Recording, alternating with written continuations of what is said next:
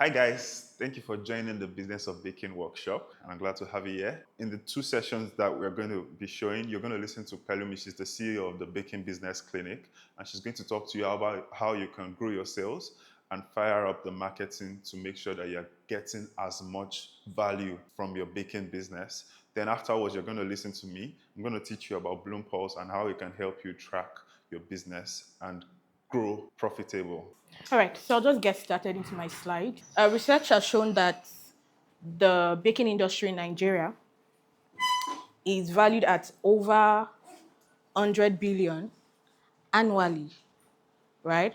And so I'm showing you this data to show you the possibilities that there is in a cake business. Do you get? So if the cake business is making 100 billion in a year, how many Nigerians do we have? So it means that bakers have money. Have you? Bakers have money, right? So I'm just opening your mind to see this data, so you know the possibility that there is for a cake business. And so when you run a cake business, it's not just a cake business; you're running a business. Do you get? I did take out time to show you, um, just brands that you already know about. You know, Fastest Cake. I think they started 4 years ago in their kitchen in Berger, and they have how many branches in Nigeria? Can anybody tell you? Don't know. But they have over 10 branches in Nigeria, and they have about 4 across the world, right? So I'm letting you see that for some of you that just think, oh, let me just do this thing by the side. It's just in my kitchen and all of that. It's not just in your kitchen. Do you understand? And so this is Fun Cookies. Fun Cookies started as just a young lady making cookies and selling to, stores around her. Now they have a factory in Agbara. Do you see? And they've employed staff, right? So I want you to, there's always this limitation of people thinking, not you people thinking that, oh, it's just a cake business, it's something that we'll do by the side. And that's why some people don't do proper accounting. As long as money is coming in and money is going out, we are good. But the thing is, you are not good. Do you get? Okay. So you have to get to a place where you say that you are running your business intentionally. And what I told those in the first session is that you can't, we're saying business growth for cake business. You can't say business growth if you don't have data to track. So if I ask you that in 2024, how many new customers did you get? Can you say vividly? Yes or yes? Answer. You have the data. She has the data. Do you have number of new customers that you got in 2023? Can you tell? Right? No. Number of customers that came in and did not return, can you tell? So these are like important data that you need to have in mind so that you can now say business growth. So I want you to know that business growth is not abstract. Growth can be seen, right? So if we want to say, let's move from 0 to 2. So you're saying that, oh, I want to grow my business to, we did in 2024, we did 500, we served 500. So if I say I want to grow my business, I'm not just everywhere and anywhere, running up and down, joining one pod group, doing follow for follow, just dancing aimlessly on. If you can dance, dance. Do you understand? But not just dancing up and down on social media. I'm saying that I want to times 2 my revenue, or I want to sell to 1,000 customers in 2025. So this is what I'm going to do, or this is what I'm not going to do. Do you see? So yeah, and I have here images of baby, and then we have a baby here. So this is 6 months, and I'm saying the reason why I'm asking for the number of years you've been in business is so that you can do a sort of reflection to say, am I having stunted growth, or am I just comparing myself and giving myself unrealistic expectation? If you go to a doctor to say, my baby does not know 1 plus 1, the doctor is actually going to give you like a very weird, reaction to say, what are you looking for? Because your baby does not have that cognitive ability yet. So you want to look at, oh, how old is my business? I hope I'm not comparing myself to those who already have 5 outlets in Lagos. And then you're not crying and saying, God, when you're just a year old, like you, or you're just 2 years or 3. Do you see? And that's not me saying, oh, you should not aspire to perspire, or you should not aim for, making the figures. But if we're going to be realistic, saying, oh, I just started from, okay, so let me ask a practical example. Do you track, so we say that one of your marketing channel is WhatsApp, yes or yes? You use WhatsApp, right? The status view you started with can you remember, in November? What was the status view you had on an average? You don't have to say the right figure. You can't remember. Maybe about 150. What about now? Same. So how do you expect growth to happen if it's still the same set of people who are seeing your business over and over again? Realizing that it's not everybody that sees your business that will buy from you. Do you get? So you need to like I mentioned, you cannot measure what you're not tracking. Do not play with data. Don't play with how much you made as revenue. Don't play with your profit margin. Don't play with the number of new customers you got. Don't play with those figures because that is what will come. That's what will become useful when you want to create strategies. And so you're not just creating strategies just anyhow because so it's Instagram now, we're dancing, you jump on Instagram. Or it's TikTok now, you jump on TikTok without actually having, you know, a sense of direction. Do you see? So I am going to go to the 6 pillars of business growth because beyond making money, business growth is not just marketing growth. Business growth is the growth of the entire business. And so we have marketing, sales, finances, operations, customer service and experience, and then we have you. I'm going to touch a little bit on the you aspect because your business cannot grow past who you are as a business owner. Do you understand? If you, as a business owner, if you cannot see 500 million as being possible, it will be very hard for you to make 500 million. Do you agree? Abi, you don't agree? Yeah. So if 500 million looks like a very big figure to you, it's not going to happen. And if you're still doing, I have a small circle, I don't talk to people, I'm just always on my own, that's how I am. Oh. I'm serious, that's my personality. Your business will be your personality. So if you're a person who says, oh, I have a very small circle, please, how does your business want to grow beyond your small circle? That can happen. And so I always say that separate your business from your own emotions because your business has to be out there. And if your business has to be out there, you are the voice of your business. If you don't talk to us about your business, we will not know you. If you don't tell us about your business, we're not going to know you. If you're still shy, you're still quiet about your business, you can't walk up to corporate organization, and then the results you'll be getting are little results. Do you see? And so you want to be talking to yourself to say, what are some of the limiting mindset I have as a business owner that is not making me grow? You're not expanding your network. It's still the broke people in your circle that will patronize you. And that's why they're asking you for size 8 cake for 5K. Because look at your circle. I'm not saying your own circle. Do you understand? But do you get? So, so you need to realize that business is all about relationship. So you need to build high quality relationship. Look at people who sell luxury products on Instagram. Do they come outside to dance? No. But because all they need is just one or two connects and they are good. Do you understand? So you need to work on yourself as a business owner. The level of the business growth you will get depends on the level of your own growth as a person. And so what does this mean for you? You want to say that in 2025, I want to be in communities, right? What are communities that I have to be in? Is it in my area? Is it in my estate? Is it, I don't know, any community? Ikoyi Club community. I'm not saying, if you're not living in Ikoyi, you don't have to join, but you understand what I'm saying. So where are the places I have to be in? Where are the people I need to talk to? Where are the places I need to go to just to expand my mindset? At times, just leave that your house and go to, just go to Marriott in Ikeja and just go to the lobby and see rich people and let that push you to say, there is money outside. It's me that is not seeing money. You see, one donut in Marriott is 2,500. Are people buying it? Yes. What's in that donut? The quality of people that are there. Do you understand? So push yourself out there to just open your mind. So you're not stuck in your village and thinking, nobody will be able to pay 10K for cake or nobody will be able to pay 50K for cake. Do you see? And then I go to marketing. Now, marketing drives the growth of your business when it comes to sales.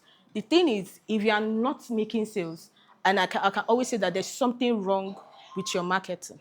Marketing is meant to drive people into your business. So based off, let's take it back to the data you have. Based off the people you sold to in 2024, how many people did you sell to? Let's say 200 in a year. Do you see? Or how many people come to know about your brand last year? Let's say 1,000. I'm just giving random figures. So you know that with your marketing, you're being intentional and you're saying, oh, I need to reach out to at least 3,000 people this year.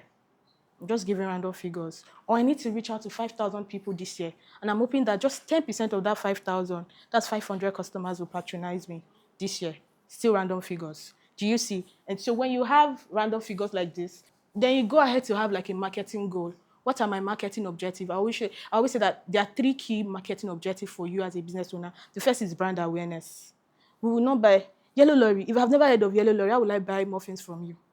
Do you see? So the first is brand awareness. The second is customer acquisition, while the third is customer retention. Let it not be that somebody will buy from you once and you will not see them again. You want to know why. Was it a bad customer service? Was it a bad product? Why are you not coming back again?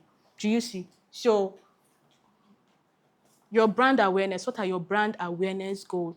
And you want to list it out based off marketing channel on WhatsApp. On WhatsApp, what are my brand awareness goals? On Instagram, what are my brand awareness goals? Same with TikTok or Twitter.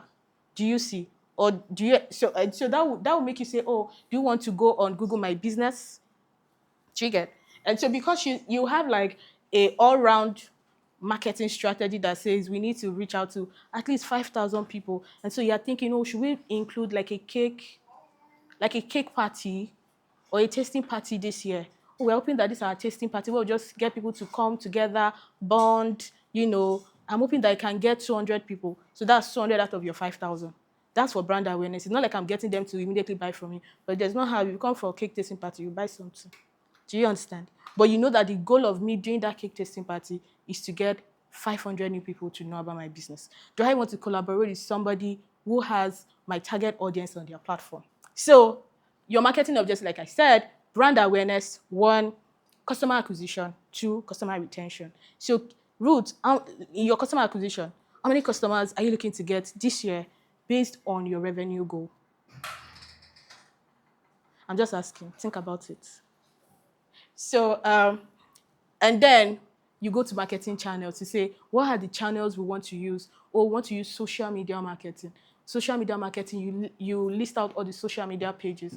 WhatsApp, we are doing TikTok, we are doing Twitter. So you are very intentional with it because, oh, if I say I want to add Twitter, nobody knows about my brand yet too. So I can come up with a strategy to get all my people on Instagram to say, maybe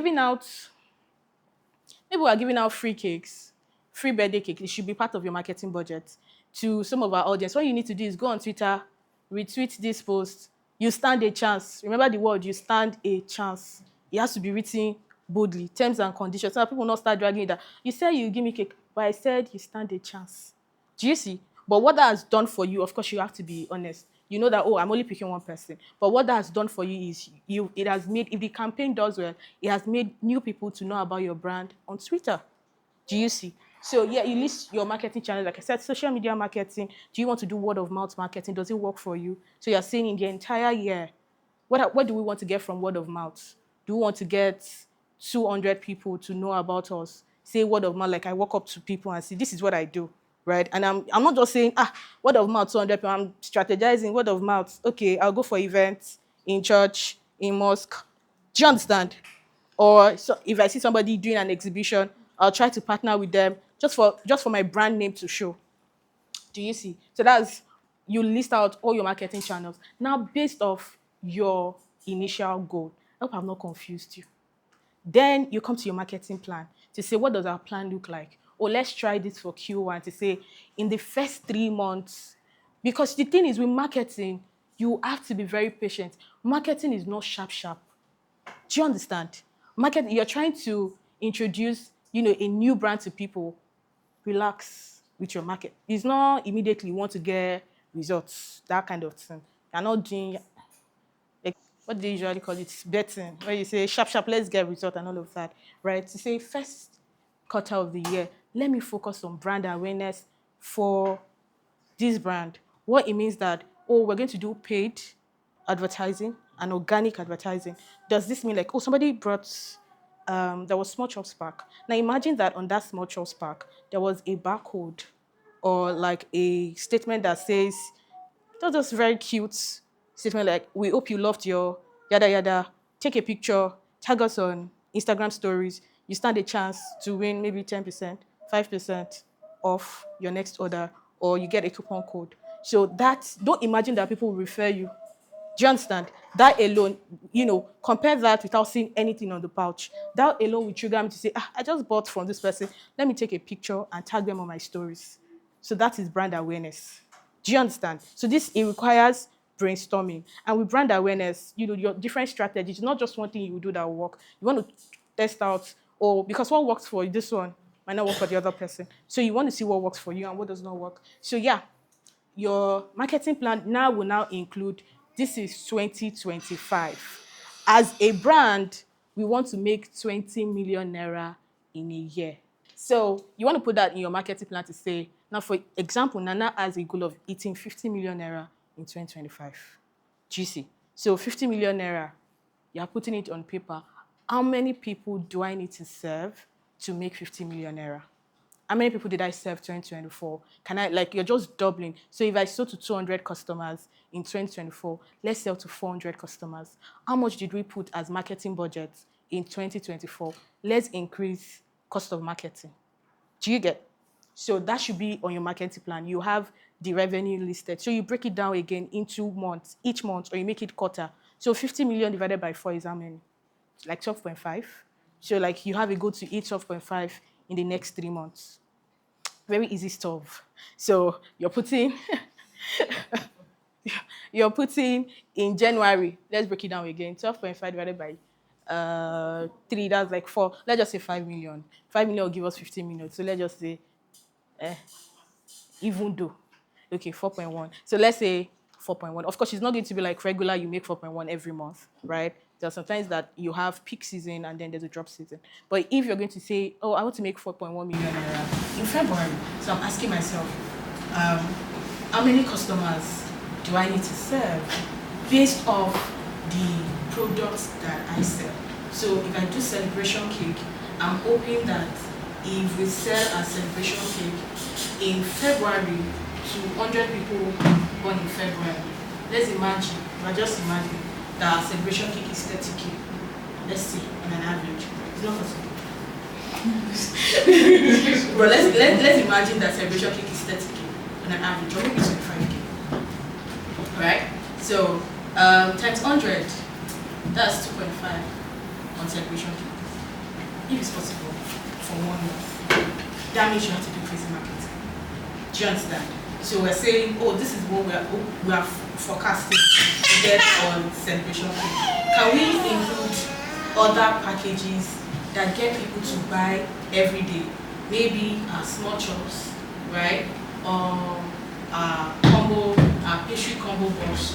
All of this, if we do it every day, can we eat 2.5 million of this? And so, for example, Nana sells small chops on Friday. So our goal can be, we have to look for people, corporate organization. You know that you're not dealing with the small boys.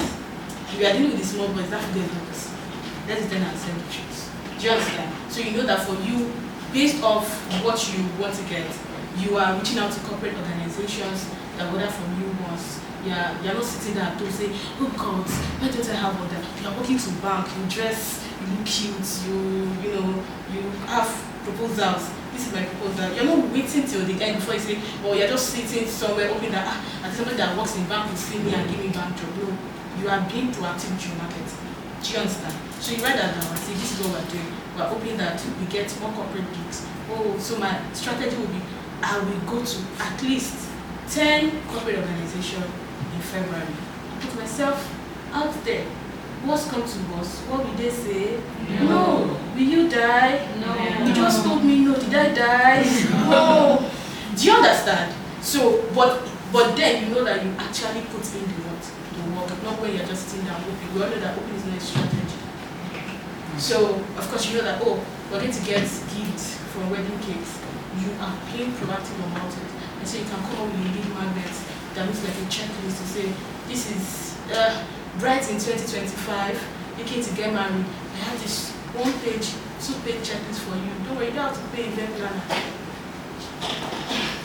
I have it for you. Download, but to download that I need just your contacts. Yeah, I put that on sale and get their contact because I'm very specific on what I'm putting out in my messaging. I'm saying bright in 2025. Only people that are using fit that maybe they don't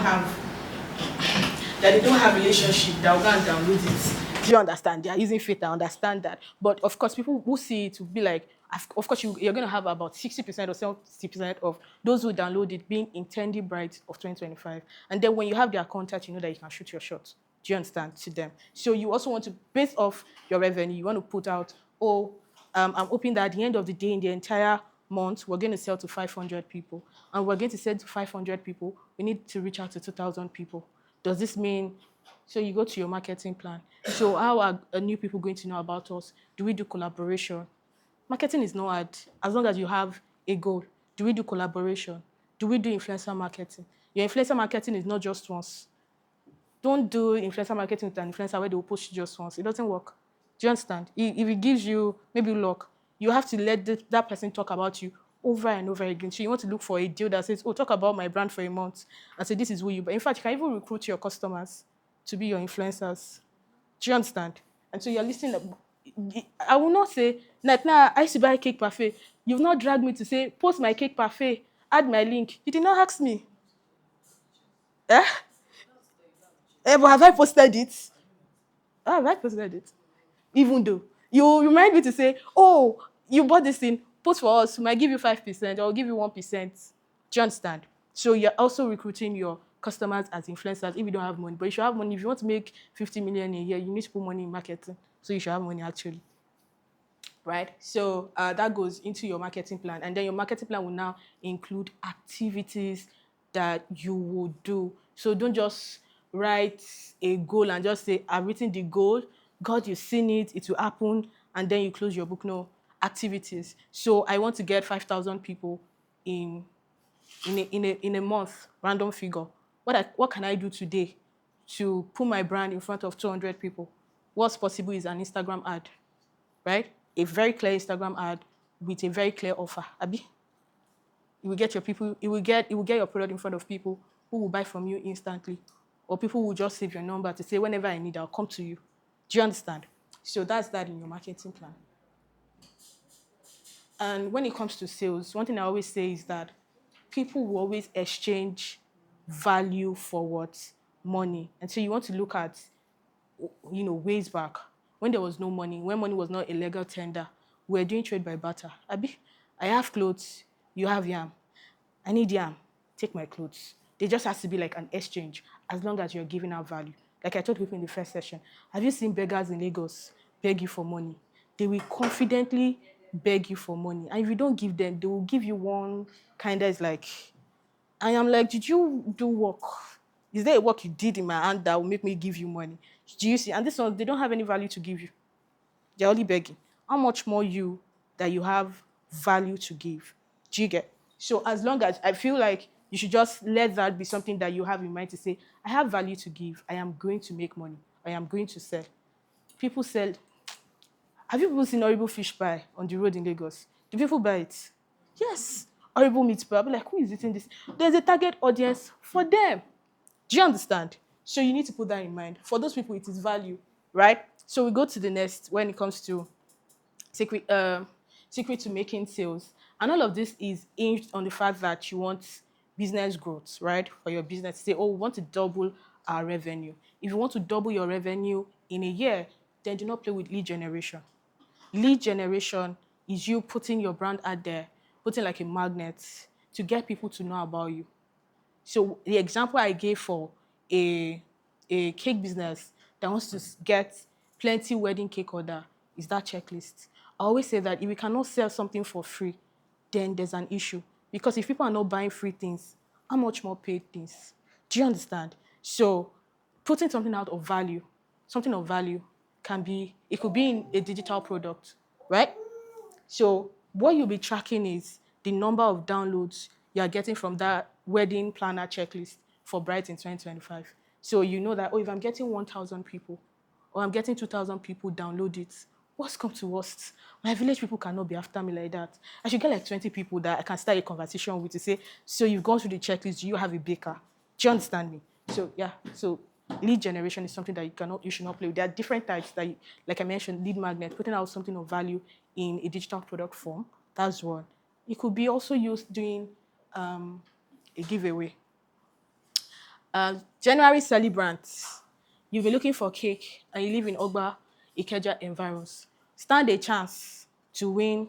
Stand a always put stand a so they don't drag you. Do you understand? So you stand a chance to win. We're just doing this for one celebrant in January, and then you are running ads on it.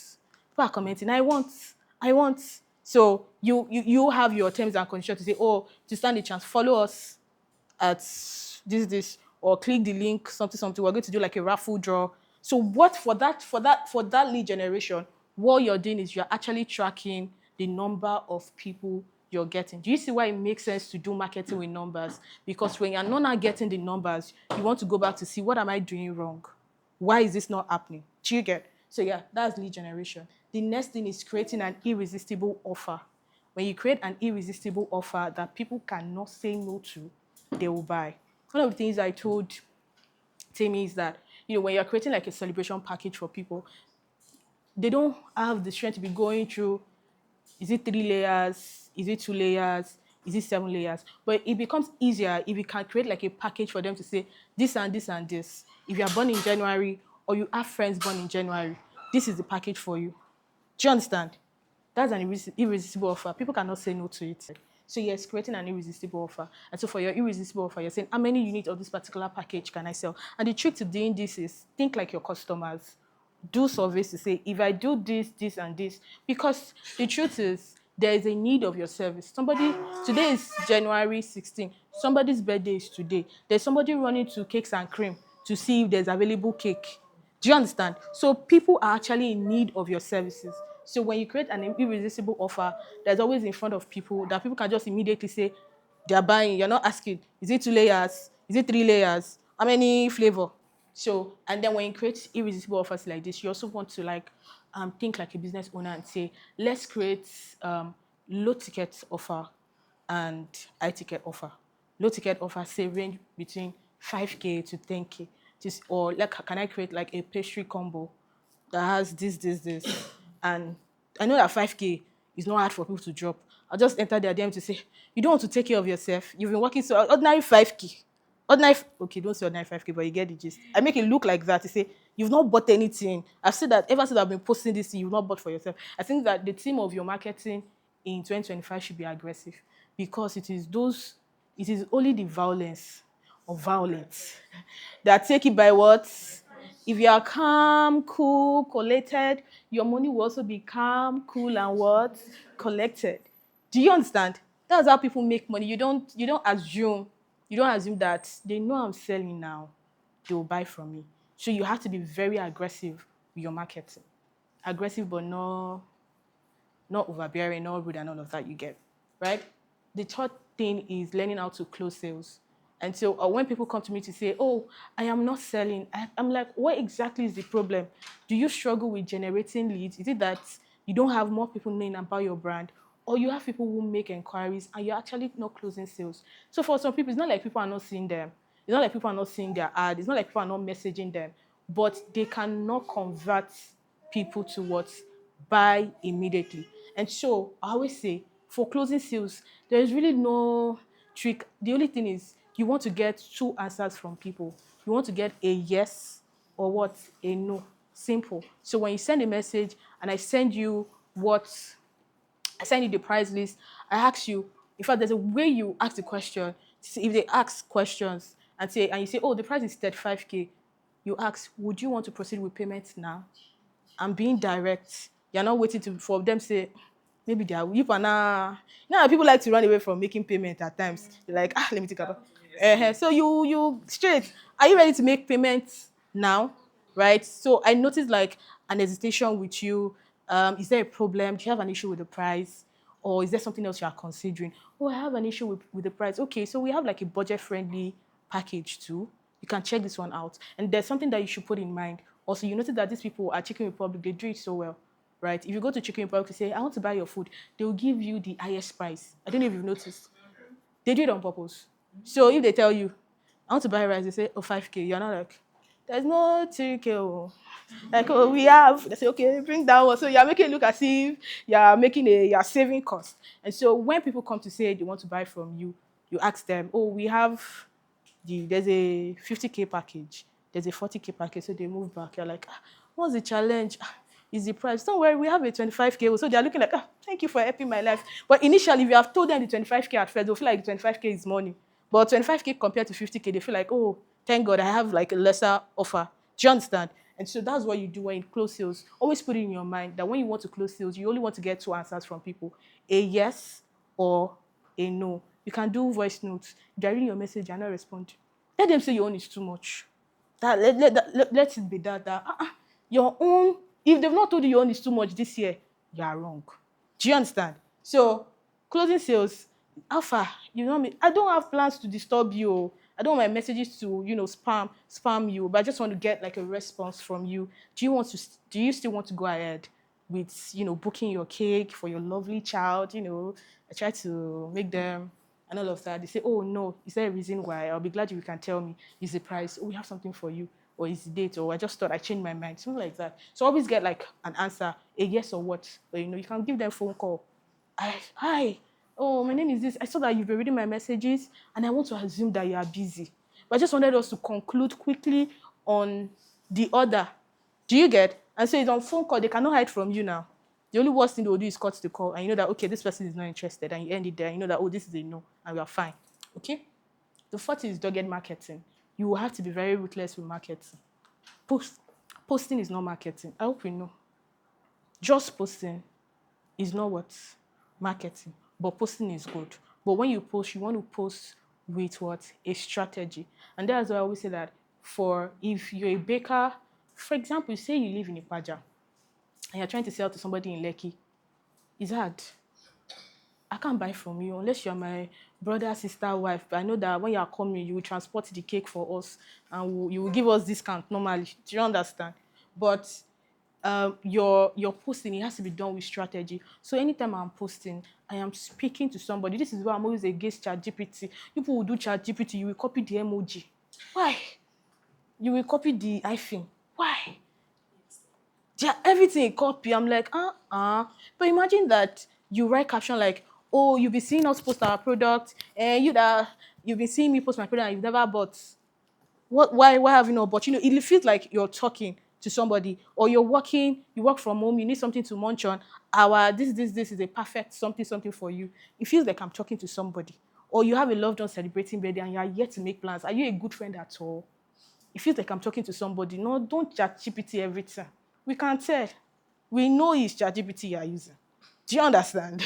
So yes, be dogged with your marketing. Even when you're posting, I say, oh yes, there's a post every time because of the way Instagram algorithm is. It's crazy. But show up, because if we don't know, if you stop posting, we don't know that you exist. We won't buy from you. But you want to take your Instagram page like a store to say, Coco, we have open market today. You open market every day so that money can come in. Do you get? So be dogged with your marketing. And the fifth one is what? Follow up. Some of you have so many. Check your phone. There's someone that sent you message that they want cake. Have you followed up? Check now. Abi, you don't have unfinished conversation. Shit. So at times you have like unfinished conversation. The person says, I want cake, 15K. You say, okay, that one to say okay, and you follow up with them and say, how far the order that you want. So I feel like at the end of this session, you need to have like a mental picture of what your brand should look like in 2025. And so what are you tracking? You are tracking your revenue, you are tracking your profit margin, you are tracking number of customers that you just acquired in the year. You're also tracking customers that you retained. You're also tracking customers that bought from you that did not return. Do you understand? And like I was saying, based off your goal, you want to say, oh, for the past 4 years, I've never gotten a corporate gig. This year, I want to get a corporate gig. Do you understand? I want to do exhibition for this purpose so that my brand name is out there. So he's going to come here and show us what Bloompulse is. He's going to show us what Bloompulse can do for your business and how you can be better off with Bloompulse in 2025. So round of applause for David.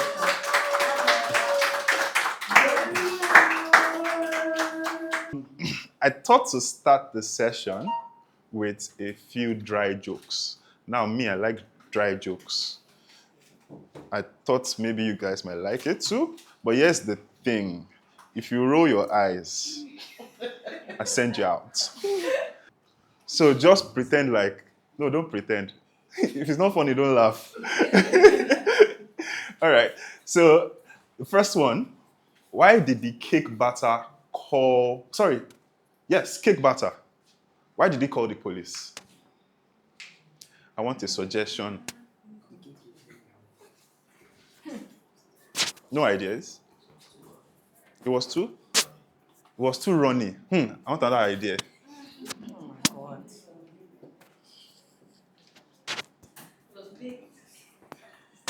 Because he got beaten up. You guys keep beating up the cake batter. I gotta call the police. You know? How do cake bakers stay so calm? How are they so calm? The deadline. If you promise the person you'll do it tomorrow, even though you know it takes 2 days. I think it's because they always take life one layer at a time.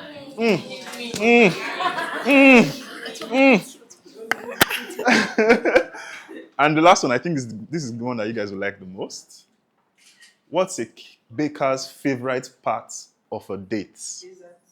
Dessert. I didn't think of that. But I have a better idea. Another one. We know a date now. I put boy and girl there so that it can be clear. I think it's the sweet talking. Oh.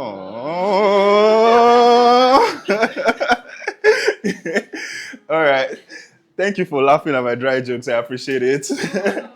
Okay, so if we go straight to the talk, I called this one the drive to profit. And why I called it the drive to profit, because when you're going somewhere and when you're doing a business, everybody wants to get to profit. That's the destination. And Pelumi gives, when you listen to her talk, she gives you the car. Like, she pushes you. So I feel like marketing and how to get customers is the car. And so if you're going somewhere without a car, you can't get there, right? So what I want to try and introduce you to do, you can trek. But profit is not, as you can tell, profit is not that easy to get to. It's like trekking to Canada from Lagos, you know? So you need, well, continue my analogy. What I want to try and introduce to you guys is the map, right? So if you have a car alone, that's like what she said. You're running business without data. So you're good at marketing and everything, but you don't have the data to help you, guide you to like reshape your strategy. And so what we're providing is the map. And I believe with a car and a map, you're likely to get where you're going, right? As long as you have a good car. So a little about me. Like I said, I'm Olusiji. I'm the co-founder of Bloompulse. I put co-founder there because I built it with these amazing people. That's Faith. And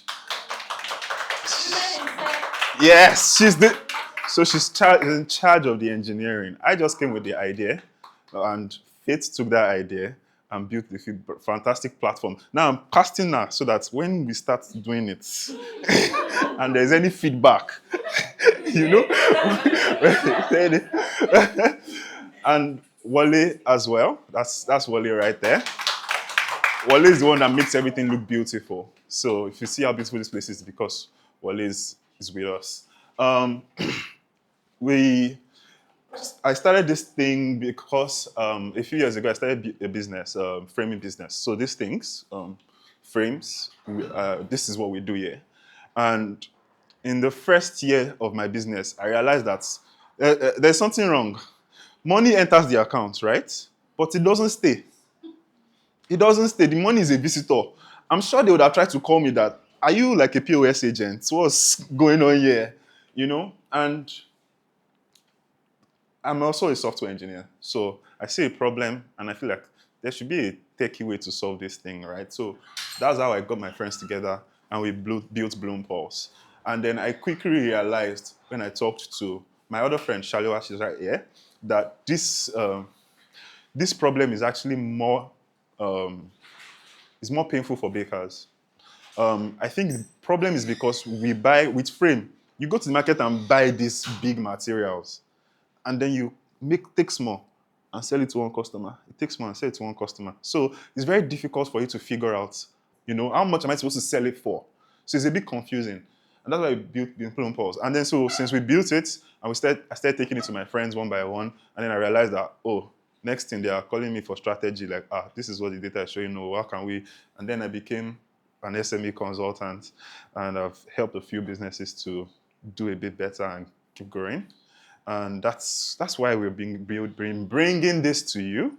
Want to see how we can help you. Want to see how our products can be a map that can help you grow. And one thing I see is that business is not magic. If you get it, if you have the car, if you, like she said, if you do the marketing right, and you have a map, you will get there. It's scientific, if you ask me. The pillars of a good business. So I think it's innovation, capital investment. Innovation basically means, what did you see in the market? What did you see in your world that is missing? Or what do you have in you that you felt like people needed to see it, right? And so you identify it and you create a product out of it. So I'm sure if I ask everybody about your product setup, everybody has something a little bit different about how they create their product. That's innovation. And it requires capital. Capital is your time, your money, and everything that goes into making it. Then the next thing is creative marketing. I put creative there because, like she said, marketing is not just putting it on Instagram. Marketing is looking at yourself and wondering, what's the best way for me? What's my name? Shiji. What's the best way for me, Shiji, to sell as much of this innovation as possible, right? So that's marketing. And the third pillar is, once you figure out how to get people to buy the thing you're innovating on, production efficiency. So that's systems, okay? How do you set systems around to make sure that you are making as much as possible from what you're putting out? And I think those are the three pillars of a good business. In our talk today, we'll be dwelling on production efficiency. What does that mean? So when everybody that starts business, they have a basic idea of it. Like, I go and I'm going to get all these things I need to make my cake. I'm going to calculate all the things I need to make the cake. If it makes up 2,000 naira, that's my product cost. I'm going to put 500 naira on it so that I can sell it for 2,500 and make profit. That's the basics of it.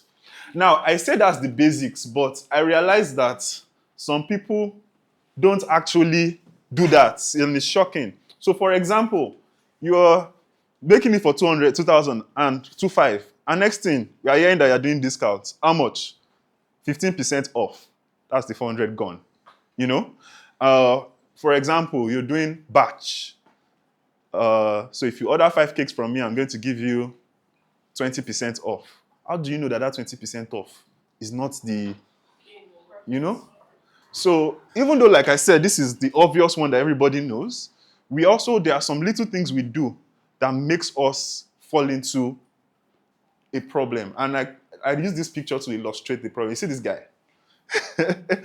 That's how it feels. Because sometimes, I don't know if you've had that experience, sometimes you did it and you sold it and you realize that, I just make that cake for free for that guy. I just did give it away, And that's the feeling, like, oh my God! And that's that. The thing with negative, I call it negative margin. Negative margin is, profit margin is how much extra you're making from your production cost. So I created it for 2,000 naira. I sold it for 2,500. So 500 is 25%. So 25% profit margin, right? Negative margin is when I'm selling it for 19, 1850, by mistake. That's negative margin. And the thing with negative margin is that no matter how many you sell, so if you see this chart, there's volume. Minus times 1 million is minus.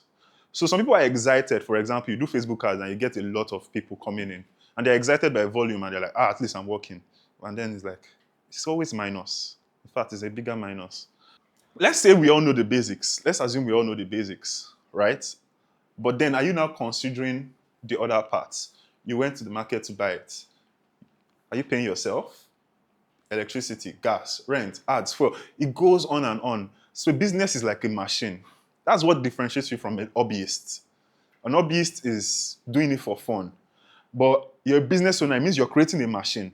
And that machine needs to run, right? And the pieces of the cake is not the only component of the machine. You are a component, you need to collect salary. You need electricity, you need power, you need gas, you need internet, you need all these things. Are you factoring that into your 2.5? Because if you factor it, is it really 2.5 then? Maybe it's not really 2.5, right? And that's a big problem I see everywhere. I use this whole interesting diagram to explain what it looks like. So we've analyzed this guy already. And I hope none of us are this guy. Outright. I hope we are not outrightly selling things at negative margin. So if you are, please, I beg you, don't give cakes to Lagosians for free. But so let's leave this guy. On this chart, like I said, there's volume, negative margin, and positive margin. The basics of it is that the more you sell, the higher you are on volume. So you're pushing volume, right? The more per product margin. So for example, I explain margin as 2,000 production costs, 500 profits is 25% margin. So sometimes you can create a product that you are creating it for 2,000, you're selling it for 4,000. That's 200% margin. So the more margin on your product, that's the further you are on this line. So the way I've seen from businesses so far is that 80% are here. What does that mean? You are pushing low volume and you are pushing it at low margins. You get what I mean? The cake you are selling, you are not doing more than 2 or 3 in a month. You get? Or the pastries, a few in a month. Bread, what's it called? Carrot cake or bread loaves, 10, 15 in a month. Yeah, yeah. Why? Because it's possible that your margin is 20%, 25%. So how many 20, 25%? So let's say you're making profit, right? Problem why you're dangerously exposed is that anything that happens, you are going to fall into, you're becoming this guy. So what can happen? Your phone can spoil. You need to repair it. You have entered that, right? What can happen? Dollar can go up. So flour is now a higher price. You have entered that. What else can happen? I can go on and on and on. So the problem with this, the thing, not the problem, the characteristic of this person is this. It's this guy. This is how he always is. Because problems are always attacking his business model. Now, the people that figure this out and go and realize that they need to push more volume, they are the efficiency experts. And what makes an efficiency expert is they are still doing a low margin, puff, granule. So our mummies, they figured it out. You know, they would fry puff and go and stay in front of school gates and sell to them at volume. No fancy packaging, it's newspaper. But they are pushing it out regularly at high volume. You know, it looks boring. That's why I put the robot there. It looks boring, but you know what you need to do to get what you need done. But on the other hand, there is the solo genius. This person is pushing low volume, but the person is so creative and skilled that they are able to make it excellent. So excellence is 100%. So we all know all these bakers that do fancy decorations that you look at here and like, is this also cake? It's massive and all that. Obviously, the problem with a solo genius is that you cannot do 100% excellence at high volume. It takes time, right? It's a skill. But they are able to sell their excellence at ridiculous prices. So it means that the few people that purchase it, they are okay with that. Then on this guy, these are the masters of the industry. So they are the people that they figured out the 10% of excellence they can remove. They are doing it at 90% excellence so that they can do it at volume. So it's not shabby stuff. It's fantastic stuff. And they're pushing it at volume. So they are masters on the industry. That's people like Cakes and Cream and the like, you know. So I guess the point I wanted to make here, though, is that you should find your model. All this is to say that There is no wrong way. There's no wrong model. Once you've passed this margin, there's no wrong model. It now depends on you. I feel like business is personal. A lot of us look at business as what my customers want. I think business is what you want to bring to the world. So, for example, when is it right to be dangerously exposed? If you decide that your own business is a ministry, you want to give. You get me? You laugh, but you go to churches today, and in a lot of, especially churches inside, in a lot of these churches, they are selling pastries after church at very low prices. They are doing it as a ministry. You get? They know that it is low margin, but they want it. You talk to some people, you say, I just want people to be able to afford it. You know? And they are not selling that much. So most people shouldn't be, please don't be dangerously exposed if you are sure that this is your calling, like this is a ministry. But my point is that it's not wrong if that's where you are. Now, for example, efficiency experts as well. It's your model. If you realize that, I'm not super creative, I don't have time to be sitting there and be painting, but I'm good at talking to people, I'm good at figuring out how to sell it en masse, then that's you. Solo genius, you get what I mean? There is no wrong way. It's just that the problem is that some people see how other people do it and they kind of envy them, even though they are not built for it, or even though they themselves is not what they want.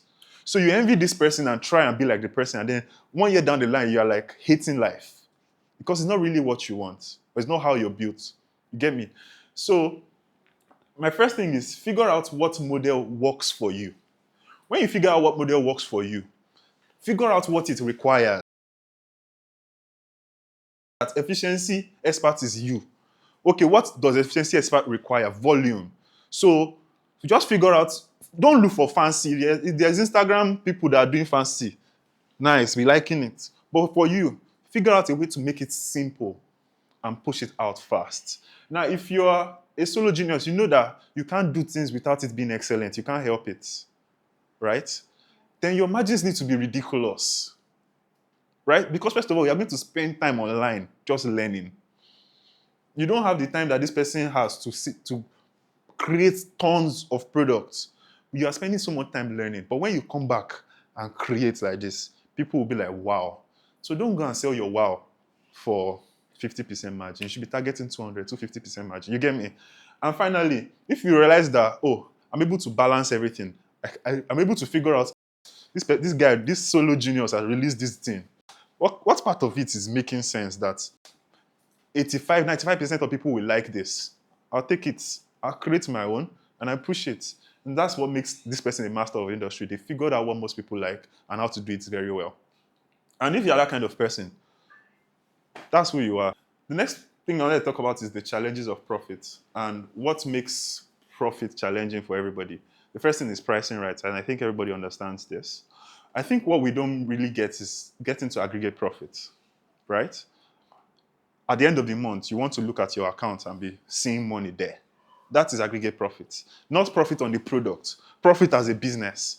And what that means is that you have made enough profit from your product to cover everything it costs to run the business. Finally, delayed feedback. Now, I think this is what kills most businesses, especially baking businesses. The problem is that when there is a problem, you don't know. Maybe the problem started 3 months ago. You didn't know that there was a problem with your pricing, right?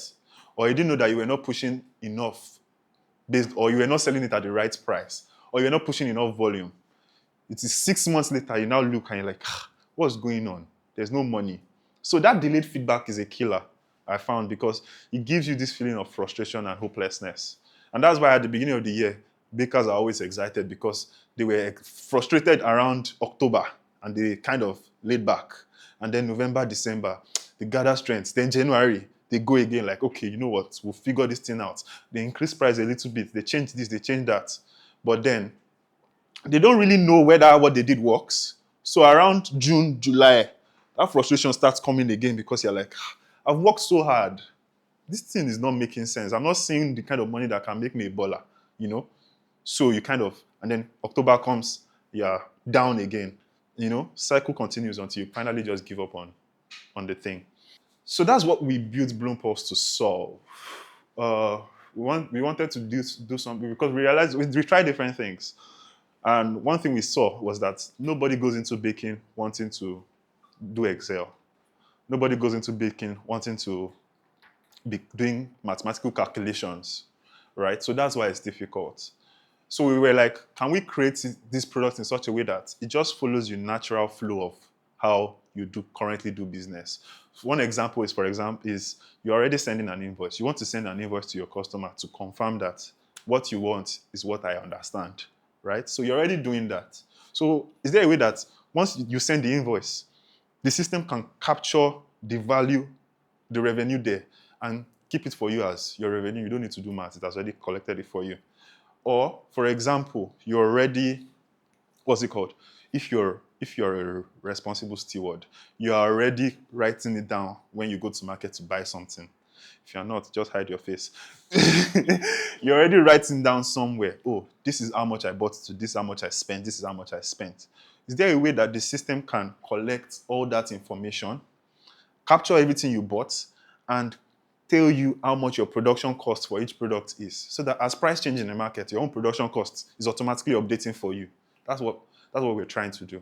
Or, for example, is there a way that as I spend and I spend, can you just, I'm using a business account. Like I said, if you're a responsible steward, you probably have a separate account, even if it's your personal account, that this is where business money goes in and this is where business money goes out.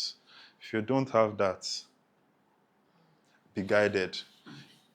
I open another business, open another account, just another account, and dedicate it to your business, right? So we're thinking, is there a way we can plug into that account and say, oh, anytime this person spends money, let's collect the value and save it as an expense, so that by the time they come and check, just by the way they naturally, responsibly do their business, we're already giving them all this data. So by 15th of November, if this green is not greening, and instead you're around here, you know why. You know where it's coming from. You get me? And you can adjust. You can say, okay, oh, Shiji, wake up, go and sell. Shiji, wake up, go and do this.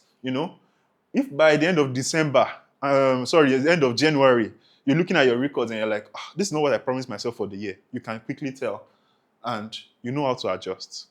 So that's pretty much what we. What do you guys think?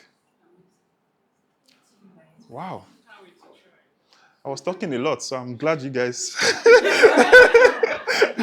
Thank you so much. If you stayed till the end, I really appreciate it. Hope you enjoyed it and had a good time. I promise you, if you follow the tips and the tricks in this video, you're going to have a great time growing your business profits and maximizing the value you deliver to your customers.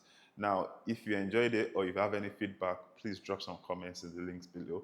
And if you check the description, there's a link to our Bloompulse Bakers community. It's growing every day. So I want you to join. And if you have questions or you want to share something you've learned as well, please post there. All right, see you and do great things.